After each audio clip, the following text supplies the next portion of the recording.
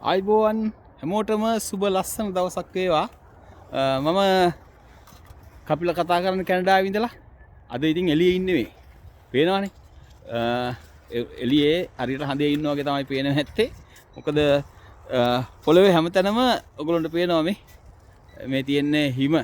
මේ මම ආවද අපේ පුතාගේ ඉස්කෝලේට.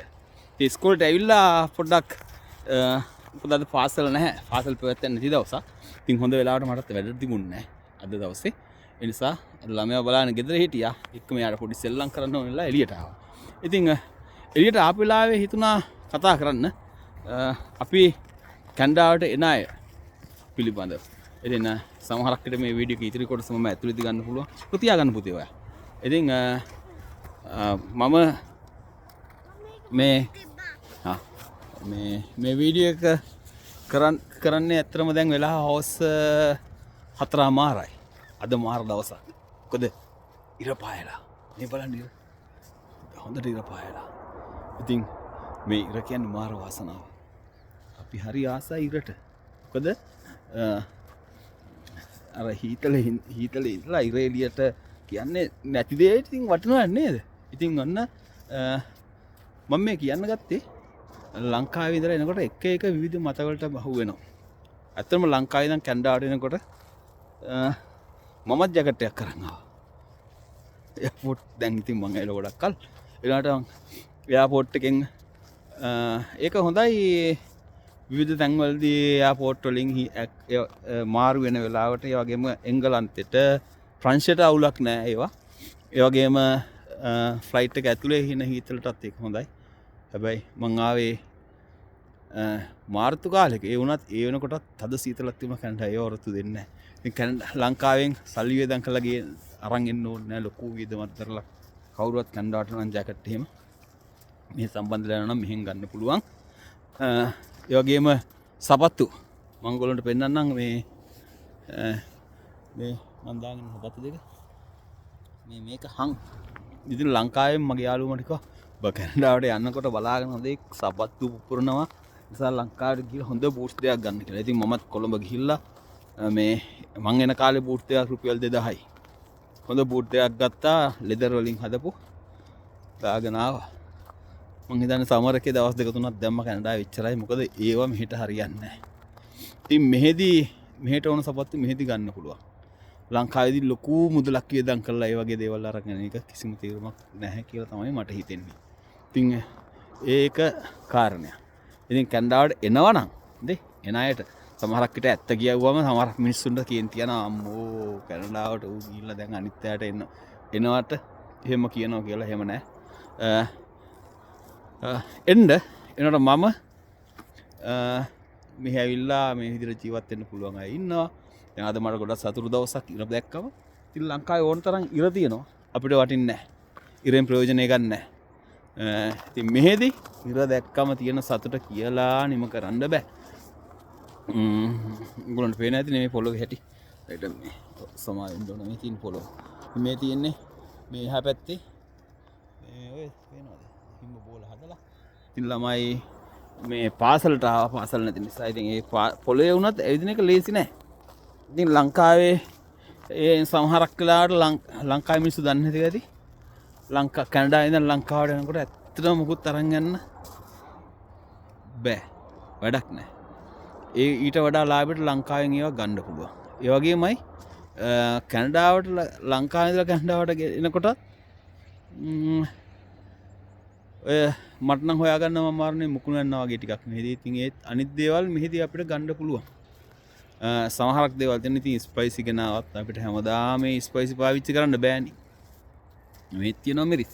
හැබැයි ඉතින් කුරුඳු වගේ දේවල්, කාබෝනේටඩ් වගේ දේවල් හොඳම දේ ලංකාවේ. මේ හින්දියන් කාර්යවත් දන්නවා හැමෝම කියනවා ලංකාවේ තමයි හොඳ.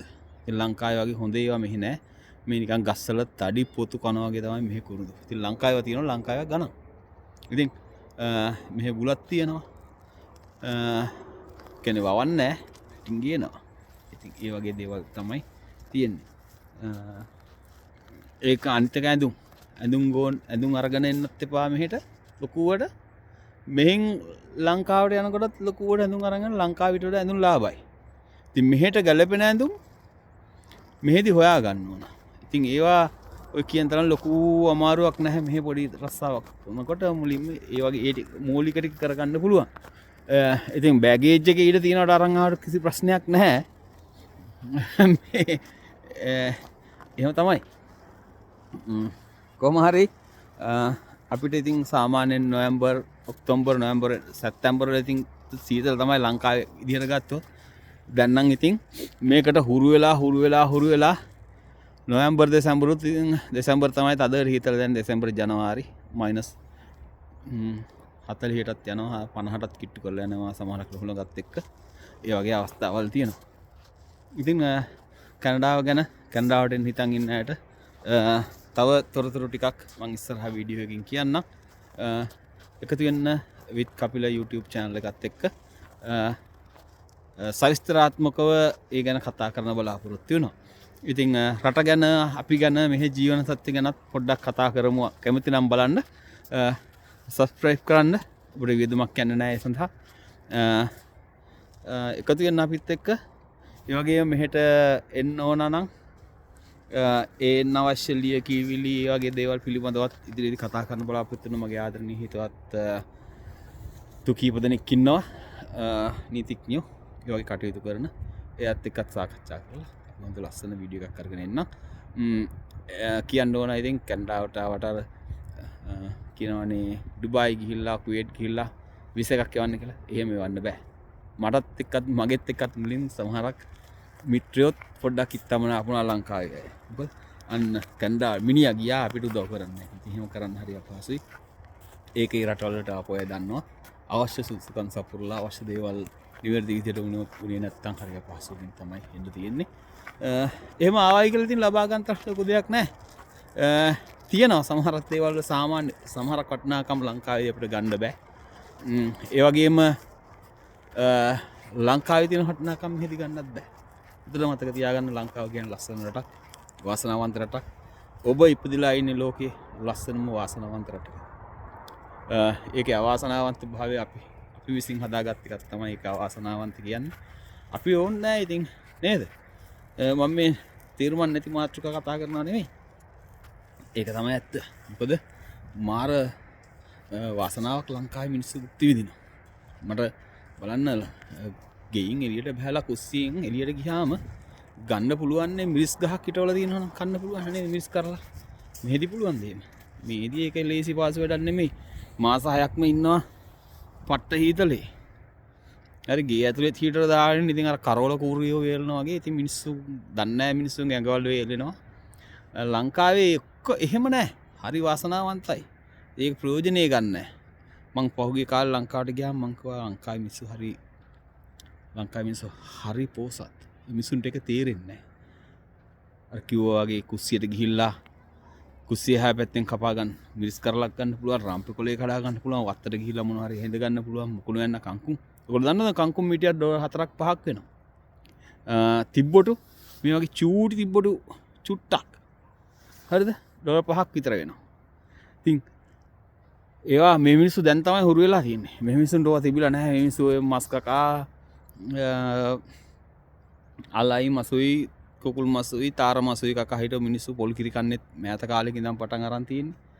ඉතින් ආසියාතිකයෝ මෙහෙට ඒමත් එක්ක තමයි වුන් මේවට හුරු වෙන්නේ. ඇයි ලංකාවේ ඒකයි කියන්නේ ලංකාවේ මිනිස්සු වාසනාවන්තයි. ලංකාවේ මිනිස්සු උද්දච්චයි මොඩයි කුහකයි ඔක්කොම තියෙනවානේ අපි. ඒදි මොකද රණ්ඩු වෙනවා ගා ගන්නවා ගොඩක් දේවල් මෙහෙදි හැම වෙන්නේ නැහැ මිනිස්සු. ඉතින් ලංකාව කියන හොඳ රටේ හොඳ මිනිස්සු ටිකට මිනිස්සු ගොඩක් හොඳයි. ඇත්තටම අපේ කම අපේ සහයෝගය හැමදේම තියෙනවනේ ලංකාවේ. මරණට මගුලට එකතු වෙනව නේද?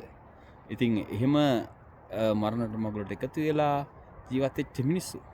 ඉතින් ඒ තියෙන වටිනාකම දන්නේ නැහැ. කොහොම වුණත් කමන්නේ. අපි කැනඩාව ගැන කතා කරමු. ඉස්සරහට කැනඩාවට එනවනම් ඉන්න අයට මොනවද වෙන්න ඕන? ඒ වගේම කැනඩාවේ ස්වභාවය ගැන තව ටිකක් කතා කරන්න සූදානම් වෙනවා. මේ සමාජ තත්ත්වය මෙහි තියෙන හොඳ දේවල් විශේෂයෙන්ම ලංකාවට සාපේක්ෂව අපි සමහරක් භුක්ති විඳින නිදහස ඒ වගේ දේවල් මෙහිදී ගොඩක් වටිනාකමකින් ඉහළයි. ඉතින් අල්පේච්ඡතාවය ගැන හිතන මිනිස්සෙකුට වුණත් සරලව ජීවත් වෙන්න පුළුවන්. අපි ගොඩක් එහෙම හිතන්නේ. සුද්දොත් එහෙමයි. සුද්දෝ අපිට වඩා අල්පේච්ඡයි. බුද්ධ ආගමේ වුණාට අවශ්‍ය තැනට ජීවත් වෙලා එහෙම අවශ්‍ය ප්‍රමාණයෙන් ජීවත් වෙනවා. අනවශ්‍ය තරංගයක් නැහැ. අපේ ඇතුළ ඒක තමයි ආසියාතිකයන්ගේ වෙනස. ආසියාතිකයෝ ඇතුළ තරංගයක් තියෙනවා. එකිනෙකා පරයාමේ තරංගය. ඒ නිසා දැඩි වෙහෙසකර තත්ත්වයකට පත් වෙලා තියෙනවා.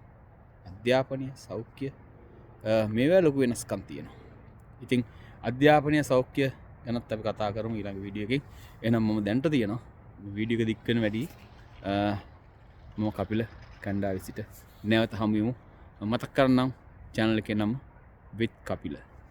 එහෙනම් ආයිබෝවන් සිල් දනාටම වාසනාවන්තම ලස්සන දවසක් වේවා.